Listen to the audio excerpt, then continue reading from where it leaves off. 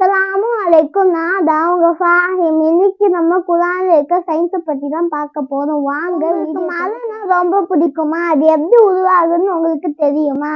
அல்லாஹ் குர்ஆன்ல 24:43 வசனத்துல அல்லாஹ் சொல்லி காட்டுறான். நீர் பார்க்கவில்லையா?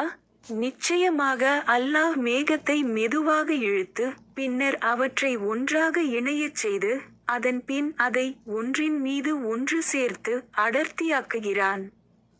அப்பால் அதன் நடுவேயிருந்து மழை வெளியாவதை பார்க்கிறீர். இன்னும் அவன் வானத்தில் மலைகளை போன்ற மேகக்கூட்டங்களிலிருந்து பனிக்கட்டியையும் இறக்கி வைக்கின்றான். அதை தான் நாடியவர்கள் மீது விழும்படி செய்கிறான். தான் நாடியவர்களை விட்டும் அதை விலக்கியும் விடுகிறான். அதன் மின்னொளி பார்வைகளை பறிக்க நெருங்குகிறது. சயின்டிஸ்ட்லாம் வாட்டர் சைக்கிளே கண்டுபிடிக்கிறாங்க. அல்லாஹ் நமக்கு இதை எப்பயோ சொல்லிட்டான். நம்ம அடுத்த விஷயத்த பார்க்க வாழ்வதற்கு தண்ணி எவ்வளோ முக்கியம் இதை சயின்டிஸ்ட் ரிசர்ச் பண்ணி கண்டுபிடிச்சிருக்காங்கல்ல. இதே விஷயத்த அல்லாஹ் நமக்கு குர்ஆன்லயே சொல்லி காட்டுறான். நிச்சயமாக வானங்களும் பூமியும் முதலில் இணைந்திருந்தன என்பதையும் இவற்றை நாமே பிரித்தமைத்தோம் என்பதையும் உயிருள்ள ஒவ்வொன்றையும் நாம் தண்ணீரிலிருந்து படைத்தோம் என்பதையும் காஃபிர்கள் பார்க்கவில்லையா?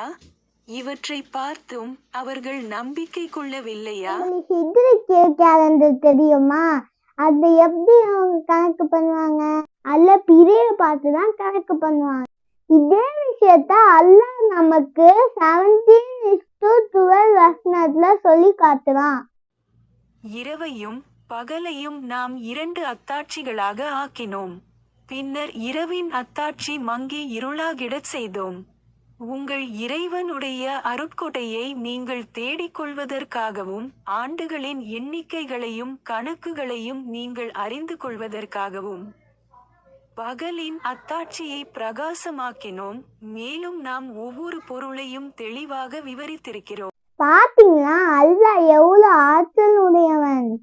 இன்ட்ரெஸ்டிங்கான விஷயத்த பார்க்கணும்னா லைக், ஷேர், சப்ஸ்கிரைப். தேங்க்யூ, டாடா, பாய். வெயிட் பண்ணுங்க. இந்த வீடியோல பார்ட் 1 நீங்க பார்க்கலன்னா மறக்காம பார்த்துருங்க.